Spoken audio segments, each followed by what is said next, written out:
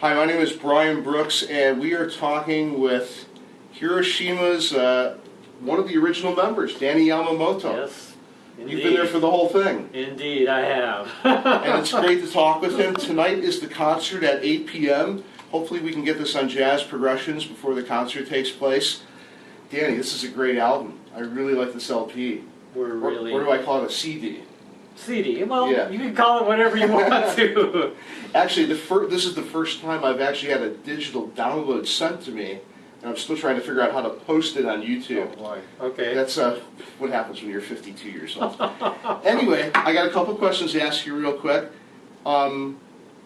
We were laughing about the first interview I did with you guys. The first time I did an interview with these guys was 1983 at the Queen Mary Jazz Festival. And you said you played that, what, 2-3 times? At least. Yeah. Now, did you guys also play this one, the Playboy Jazz Festival? We've played that about 3 or 4 times. Yeah, I remember those. Mm-hmm. Mm-hmm. I went to about 8 or 9 with the guy that I used to run the show with, Rob Solomon. Rob no longer is with us. And just like we were talking about the musicians, the jazz musicians today, they just seem to, one day George Duke no longer with us. That was a real tragedy. That was a real tragedy to us because he produced our 4th record, or 5th record, Go. Really? Yeah. And, we got to record right at his home studio, right at his house, and hang with him, and, wow. So that one hits home. In fact, on YouTube, we've been posting a lot of the speeches that everybody made at his service. I played at Al Jarreau. Mm-hmm. Al is still with us, thank God. And I think Stanley Clark, Mm-hmm. we posted on Jazz Progressions. So, I don't know, did they have that at the Hollywood Bowl or something? It looked like it was. I can't remember where it was. I didn't attend. I know Dan and June went. Oh, they did? They did go. I can't remember where it was, though. Right, okay. I didn't even know he produced that album with you guys. He did. So you recorded it at his house? Right at his house. He played a little bit, on the tunes he was more involved with, would actually, lay out the whole track, play keyboards on it. And Dan just kept, who was basically our leader, he just kept telling Dan, when Dan would ask him, okay, what do we do now? He would always say, well, you the cat, you know what to do. So, I mean, he was very accommodating. He was not authoritarian at all. How long did it take you to record that album? That was a great album, too. Go. It didn't take that, it was maybe 6 weeks, something like that. It wasn't really that long. It was very comfortable. He didn't work on the weekends though, so he kept it like 5 days a week. Really? Good for him, man. Yeah. So tell us about the new one, J-Town Beat. That's the new LP, album, CD from Hiroshima, and J-Town Beat. Now, is there a history behind that, coming up with that title? Well, J-Town Beat was actually the phrase J-Town Beat came from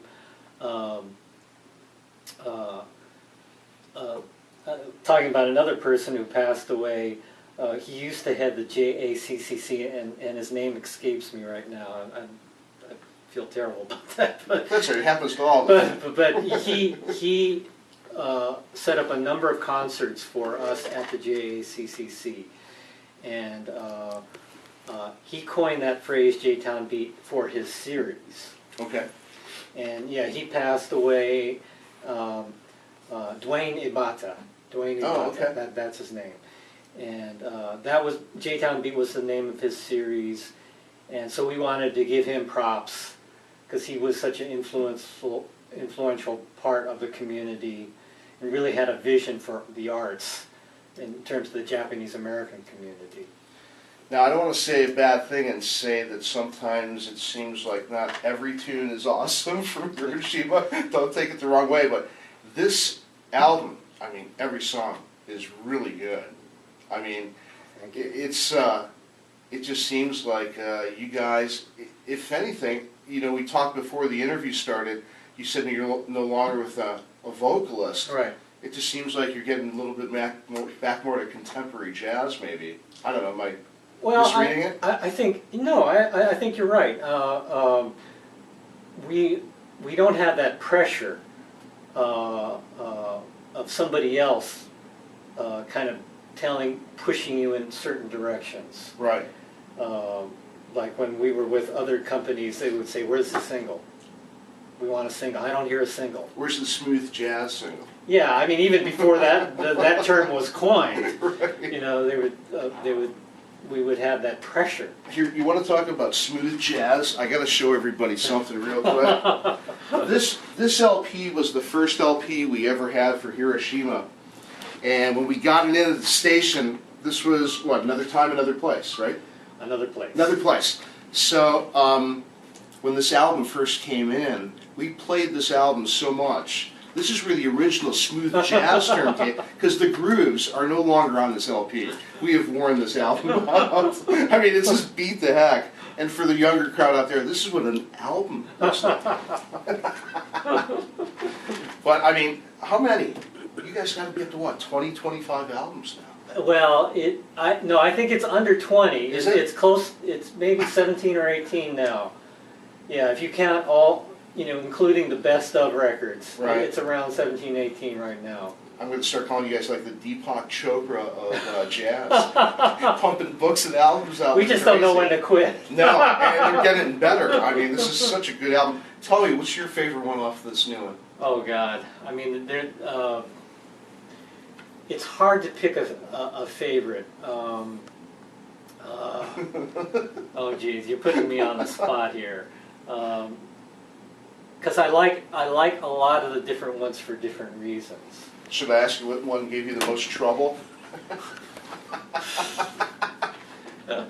Well, they all give me trouble in certain respects. I mean, Of course, Danny's the drummer for the band, so. I think of like Afternoon Koto, which I didn't even play on, but it's just basically June and a program track. But it just has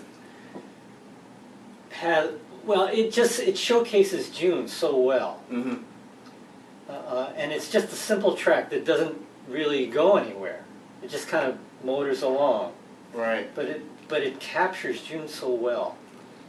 And there's To Say Goodbye, which is another June track Right. that closes the record. That's kind of what I would think of, or maybe people would think of as classic Hiroshima. It's kind of June wrote it with Kimo Cornwell, our keyboard player. Right. And she always comes with beautiful melodies, just gorgeous melodies. Well, let's listen to it right now. Let's play on Jazz Progressions right now. To Say Goodbye.